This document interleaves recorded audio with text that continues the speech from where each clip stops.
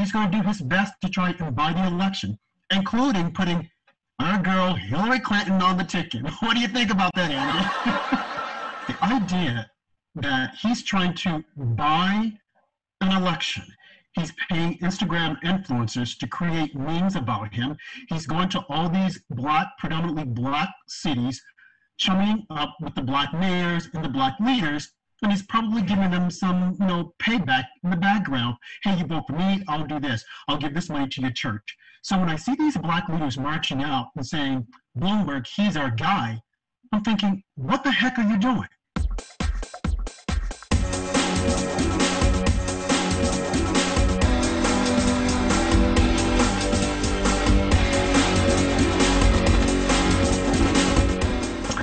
Everybody, and welcome to another podcast of magAMedia. I'm your host, RobJH1 on Twitter, and my co-host is Small Town Andy. Andy, how's it going? It's going good. How about you, Rob? It's just, what can I see? Peaches and cream on this side. Okay, so Andy, Attorney General Barr, what do you think about what's happening and what he said to the ABC correspondent about Donald Trump needing to stop tweeting and that it's getting in his way of doing his job? I think it's a tough situation because President Trump feels like the media is so against him, and anybody who's worked for him in the past, he feels like he needs to give his opinion. I think he felt Roger Stone was getting a tough deal, so he wanted to come out in defense of Roger Stone. But at the same time, it did get in the way of Attorney General Barr's investigation or decision. So it's easy to see where Attorney General Barr is coming from as well. It's just an unfortunate cross-up. So far, AG Barr and President Trump have seemed to work extremely well together. I think maybe they're just playing with the media a little bit here, to keeping it going.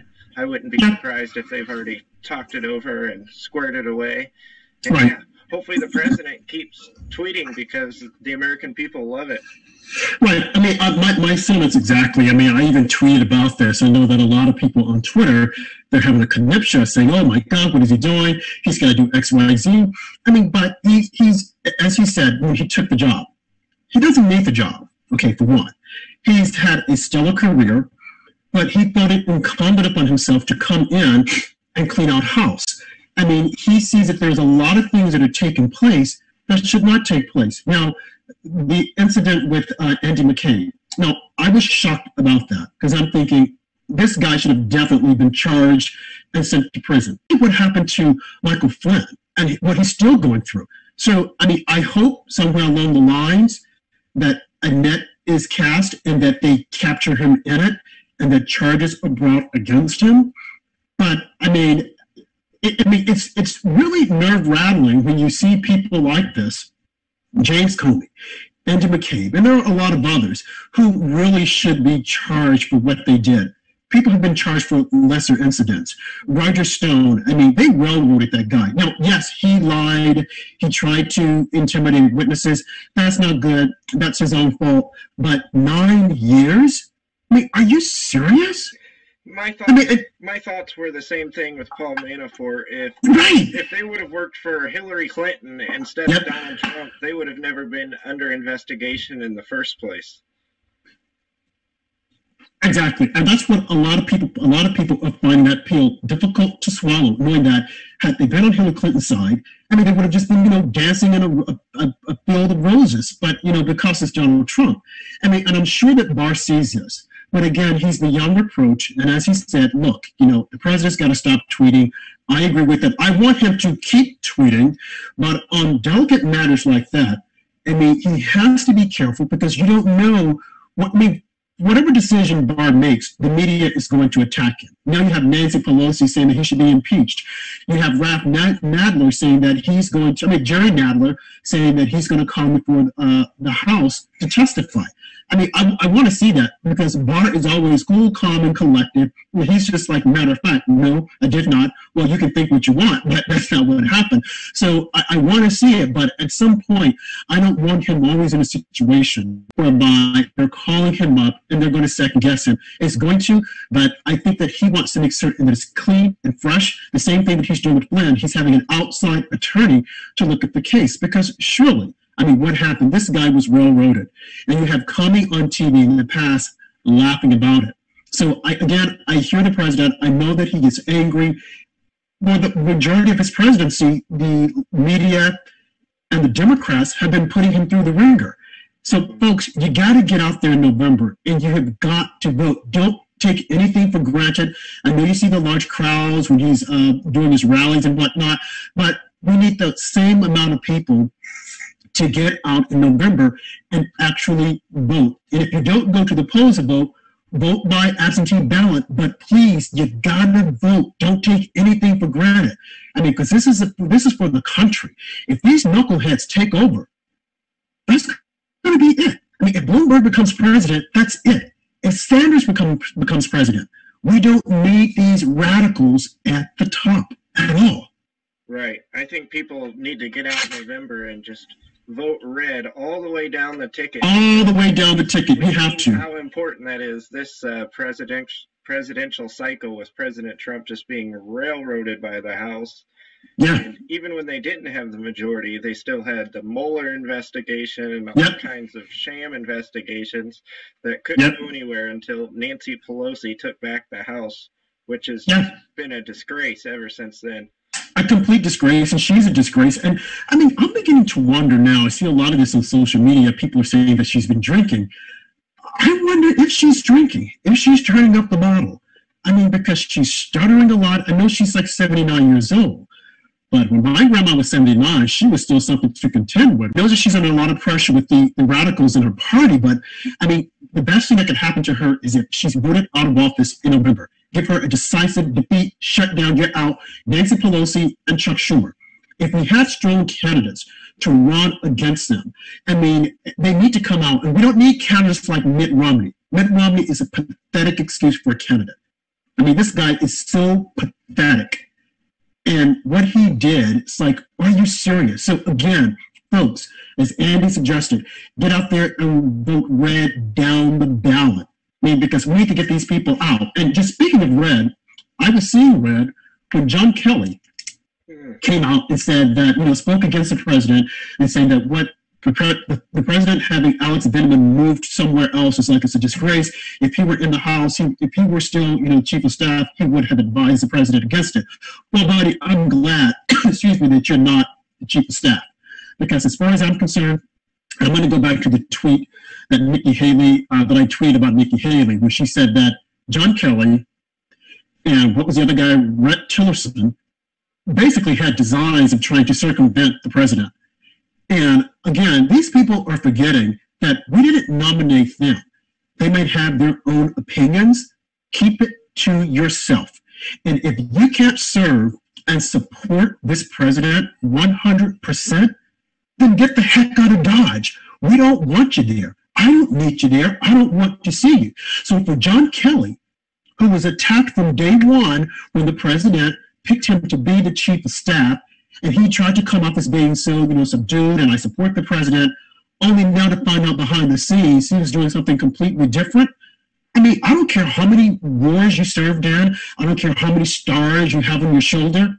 In my eyes, you're nothing but trash. As simple as that. Okay? Because when you've been calling to serve, when the president asks you to serve and you agree, you sign the dotted line, you are there to serve. You're not there to circumvent the president. What do you think, Andy? Yeah, it's really sad. I mean, respect to Kelly for his military service, but as we've talked about before, when President Trump first came into office, he did not have a lot of political experience. Right. So he had to hire a lot of these swamp actors.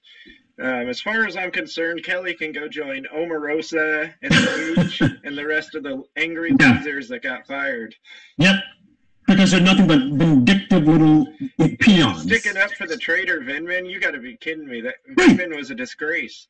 It's a complete disgrace. Now, speaking of traitors and defending, what do you think about Michael Avenatti? That's a joke. Counts for Nike so far. I'm still waiting for. He was supposed to be the savior. Yeah. He was supposed to be the savior for. I mean, I remember seeing, and I tweeted about this.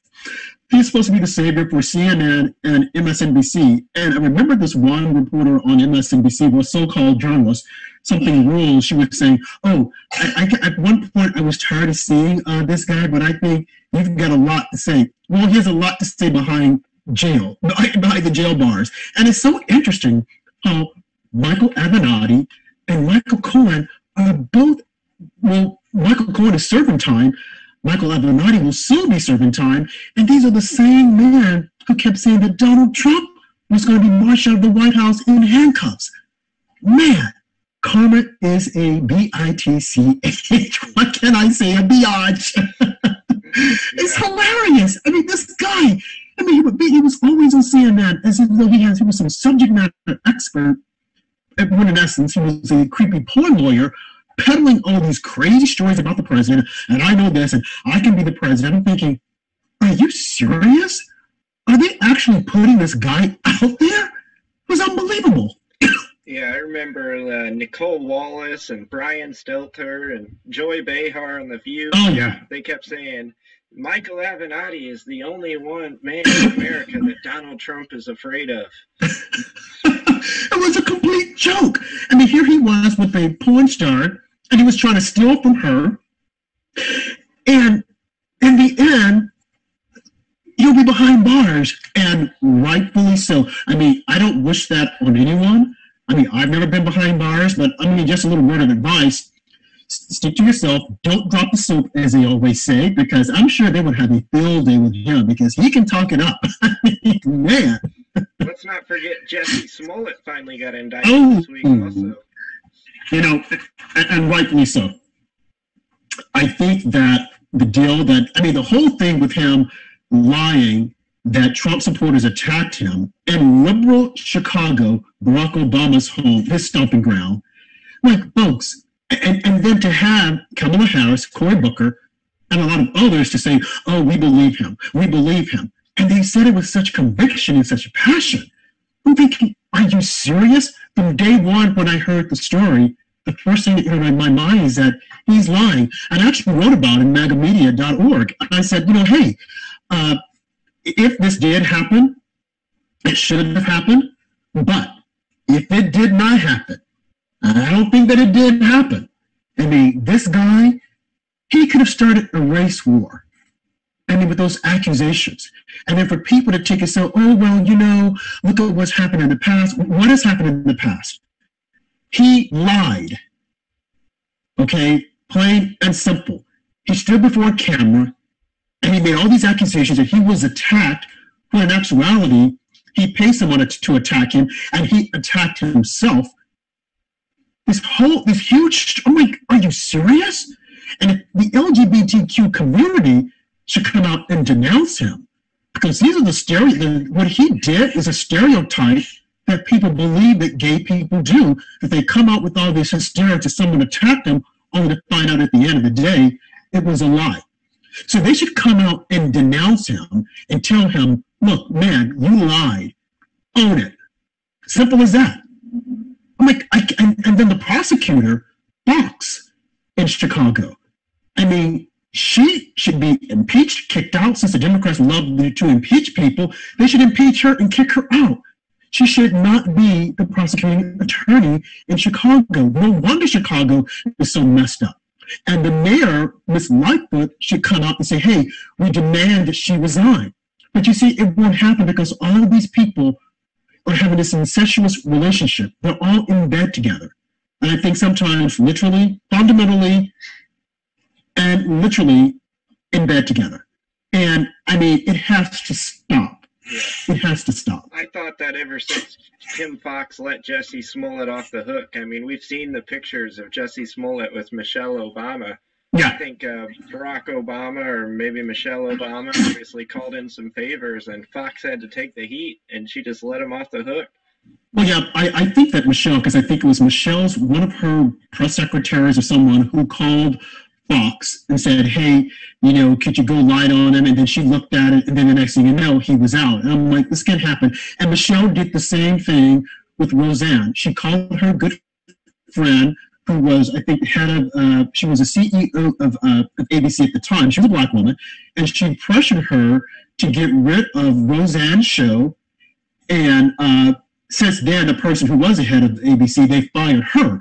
But, I mean, Michelle is really in the thick of it. And I heard at one point that, they keep saying that the Democrats are going to have a Booker convention and that they're going to nominate her and she's going to waltz in and she's going to save the party. Folks, don't count on it. Michelle is too happy trying to be a celebrity. Okay, so don't count on her coming in to save the Democrat Party. The Democrat Party is lost. So all you folks that are trying to vote for these socialists, Bloomberg and all these other knuckleheads, just forget about it. Complete forget about it. But it is, going back to what's his name, Son Lay, it is indicative as to how liberals think. I mean, they don't care. They make all sorts of accusations against conservatives, and it's almost they can do it without there being a price to pay. And I can see the frustration. I can definitely see the frustration that a lot of people have when this is happening, because it frustrates me. It's just like that Washington Post article yesterday. I don't know if you've seen that, Rob, about how they claim that bullying against minorities has went up in schools after President Trump got elected. Yet they completely ignore all the attacks on people that wear MAGA hats. We just seen this week a guy that had a Make 50 Great Again hat in Nashville. Right. Got sucker punched with a lady that was holding a key and left a huge gash in his face. Yeah, I saw that. The van incident last week. I mean, the hypocrisy is just unbelievable. It is unbelievable, and I think what is happening, I saw that article in the Washington Post, I think what's happening is that they're trying to scare blacks into thinking that Trump is not good for you.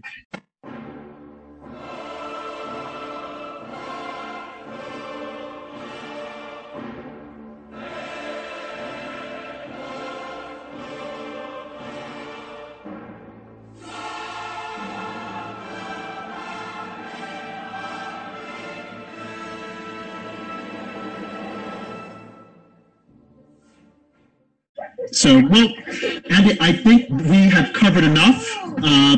I would tell our patrons and our readers to go visit us on magAMedia.org and stay tuned for more dissecting of the news from Small Town Andy and Rob JH1 on Twitter, folks. Make it a great day and vote red. Thank you, guys.